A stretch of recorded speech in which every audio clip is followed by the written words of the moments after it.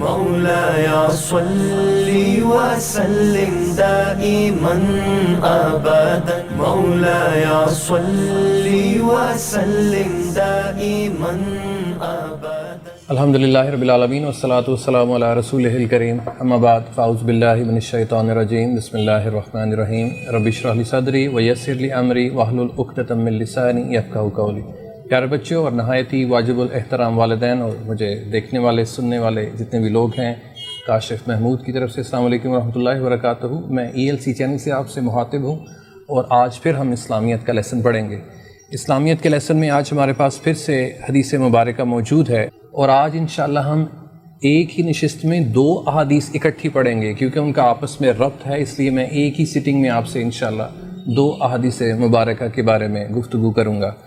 آج کی جو احادیث مبارکہ ہمارے پاس ہیں وہ ہے حدیث نمبر 12 اور 13۔ پہلے میں 12 پڑھوں گا، پھر اس کا میں ترجمہ کروں گا، پھر ہم اس کی انشاءاللہ تشریح کریں گے۔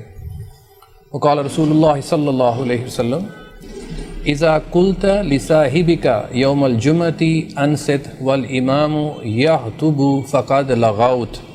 اس کا ترجمہ جو کہ آپ کی کتاب میں لکھا ہے، آپ صلی اللہ علیہ وسلم فرماتے ہیں جب تم نے جمعہ کے دن اپنے ساتھی سے یہ کہا خاموش ہو جاؤ جبکہ امام خطبہ دے رہا ہو تو تم نے فضول بات کی۔ میں ریپیٹ کرتا ہوں، آپ صلی اللہ علیہ وسلم فرماتے ہیں کہ تم نے جمعہ کے دن اپنے ساتھی سے یہ کہا خاموش ہو جاؤ جبکہ امام خطبہ دے رہا ہو تو تم نے فضول بات کی۔ یہاں بھی پیارے بچوں اس کا مطلب یہ ہے کہ جب آپ مسجد میں چلے جاتے ہیں اور جمعہ کا خطبہ شروع ہو جاتا ہے، امام صاحب ممبر پر کھڑے ہیں اور خطبہ فرما رہے ہیں اور آپ نے ایک جو آجو باجو میں دائیں ہیں یا بائیں ہیں یا آگے ہیں یا پیچھے ہیں، حتیٰ کہ آپ وہاں پر وضو کی جگہ پر بھی گفتگو کر رہے ہیں، تو آپ نے کسی سے بھی اگر کوئی بات کی ہے تو آپ فرماتے ہیں کہ آپ نے فضول بات کی ہے۔ یہ اس کا ترجمہ ہے۔ اس سے پہلے میں تھوڑا سا پیچھے چلوں تو میں آپ کو یہ بتاتا چلوں کہ قرآن پاک میں جمعۃ المبارک کی اتنی زیادہ اہمیت ہے کہ ہم اس کو قطعی طور پر نہیں سمجھتے۔ اعوذ باللہ من الشیطان الرجیم یا ایھا الذین آمنوا اذا نودی للصلاۃ من یوم الجمعہ فاسعوا الی ذکر اللہ وذروا البیع ذلکم خیر لکم ان کنتم تعلمون۔ اللہ تعالیٰ فرماتے ہیں کہ جب جمعے کے دن آپ سارے کام چھوڑ دو، جب اللہ اذان ہو جائے، اللہ اپنی طرف بلائے تو سارے کام چھوڑ دو۔ تو میں آپ کو یہاں بتاتا چلوں کہ پہلے تو ہم اس قرآن پاک کی جو آیت ہے اس پہ ہی پورا نہیں اترتے کیونکہ ہم قطعی طور پر سارے کام نہیں چھوڑتے۔ ہمیں یہ پتہ ہے کہ اگر 1:30 بجے جمعہ ہونا ہے تو ہم 1:25 پہ وہاں پہ پہنچتے ہیں، اپنے سارے کاموں میں مصروف رہتے ہیں۔ جو دکاندار ہے وہ دکان بند نہیں کرتا، جو کاروبار کرنے والے ہیں وہ کاروبار بند نہیں کرتے، اور جن کے ریسٹورانٹس ہیں، جن کے کلینکس ہیں وغیرہ وغیرہ، زیادہ تر لوگ اپنے کام نہیں چھوڑتے کیونکہ ان کو صرف یہ فکر ہوتی ہے کہ ہمارا کام کہیں چلا نہ جائے، حالانکہ وہ جمعہ کی اہمیت کو سمجھتے ہیں کہ یہ واجب ہے ہر مسلمان پر، اس کو چھوڑنے سے بہت زیادہ گناہ ہوتا ہے، لیکن پھر بھی ہم اس پہ عمل نہیں کرتے۔ خیر، جب پھر ہم مسجد میں چلے بھی جاتے ہیں تو وہاں پہ بھی ہم گفتگو کرنا شروع کر دیتے ہیں۔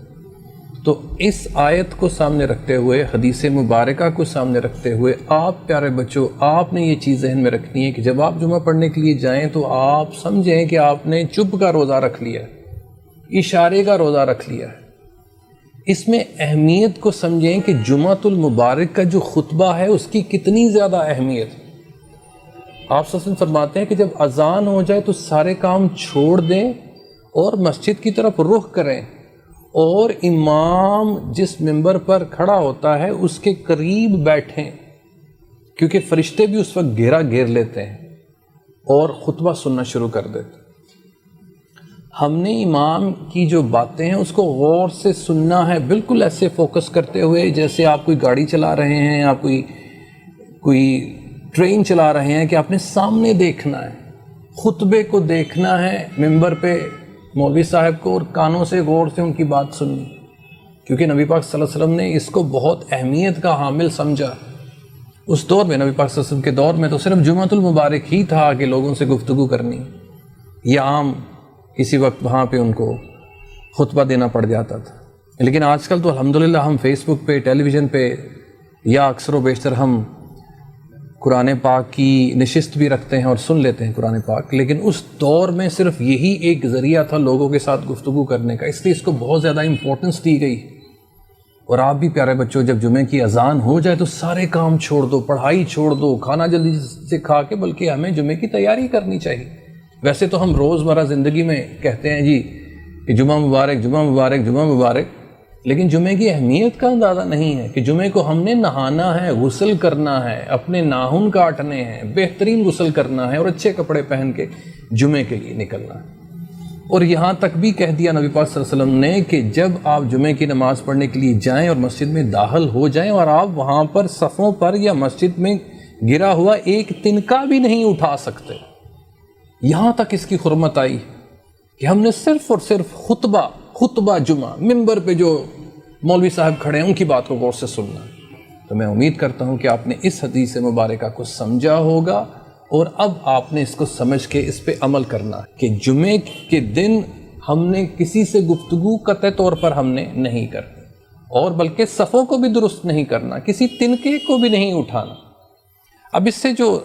ریلیٹڈ ایک حدیث نمبر 13 ہے، وقال رسول اللہ صلی اللہ علیہ وسلم من تحتی رکاب الناس یوم الجمعۃ اتخذ جسرا الی جہنم۔ آپ سے فرماتے ہیں جو شخص جمعہ کے دن لوگوں کی گردنوں پر سے پھلانگ کر گیا گویا اس نے جہنم کی طرف پل بنایا۔ ہم دیکھتے ہیں کہ جب ہم جمعہ پڑھنے کے لیے جاتے ہیں تو پہلے تو اگر آپ جمعہ پڑھنے کے لیے جائیں تو آپ کوشش کریں جو پہلی صف ہے اس کو پر کریں، جب وہ پر ہو جائے تو پھر دوسری صف میں بیٹھیں، پھر تیسری اور پھر چوتھی۔ لوگ کیا کرتے ہیں، مسجد میں داخل ہوتے ہیں، ان کی پوری کوشش ہوتی ہے کہ سب سے اینڈ والی جو صف ہے وہاں پہ بیٹھا جائے، کیونکہ پہلے تو انہوں نے دیر سے آنا ہے۔ اور آج کل تو واقعی ہر بندہ دیر سے ہی جاتا ہے کہ 5-10 منٹ اگر رہ بھی جائیں تو بھی پہلی صف پوری نہیں ہوئی ہوتی، اور جیسے جیسے لوگ جہاں جہاں جاتے ہیں وہاں بیٹھنا شروع کر دیتے ہیں۔ تو یہ مسجد کے آداب کے خلاف ہے میرے پیارے بچوں۔ اور پھر اگر آپ چلے بھی گئے ہیں اور وہاں پر بیٹھ کے ہیں اور جو بعد میں آنے والا بندہ ہے اس کے لیے کہا گیا کہ لوگوں کی گردنیں پھلانگ کر پہلی صف تک پہنچنے کی کوشش نہ کرو، جو ایسا کرے گا اس نے کیا کیا، جہنم کی طرف اپنا پل بنا لیا، جہنم کی طرف اپنا رستہ بنا لیا۔ کہ ہم ایسا اگر کر رہے ہیں تو اس کا مطلب ہے کہ ہم جہنم کی طرف جا رہے ہیں، تو یہ بھی کبیرہ گناہوں میں سے آتا ہے۔ جمعے والے دن کسی سے مخاطب ہونا جب خطبہ جمعہ شروع ہو جائے یہ بھی کبیرہ گناہوں میں آتا ہے، اور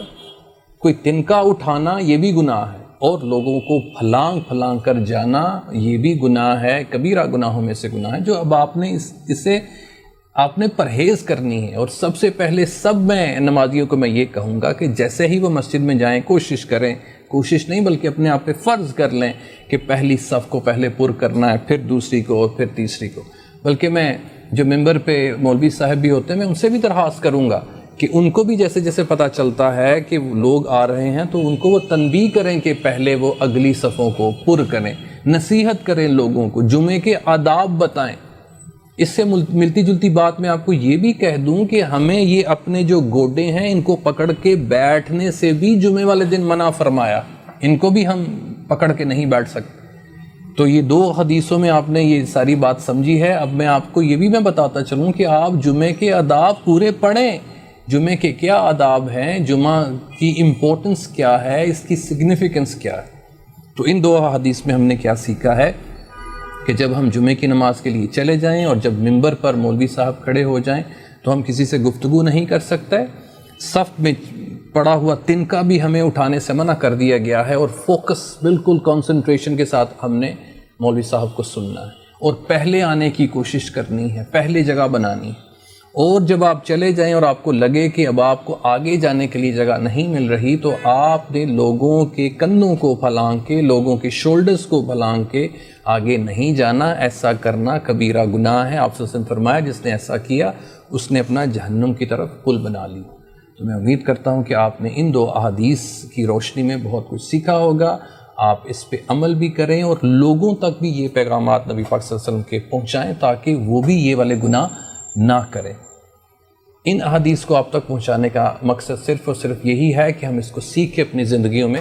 لاگو کریں. اور دوسرا مقصد، کیونکہ یہ آپ کے پیپر میں اس کی تشریح اور ترجمہ آنا ہے، آپ اس کی تشریح کریں، اپنے الفاظ میں کریں، ترجمہ آپ نے ورڈ ٹو ورڈ کرنا ہے لیکن تشریح آپ اپنے الفاظ میں کیجئے. اور یہ بھی کوشش کریں کہ جس طرح میں ویڈیو بنا رہا ہوں اس کی ٹرانسلیشن کے ساتھ اور اس کی تشریح کے ساتھ، آپ بھی ویڈیو بنا کے اپنے ٹیچر کو بھیجیں. جزاک اللہ خیر. اگلی احادیث تک کے لیے السلام علیکم ورحمۃ اللہ وبرکاتہ.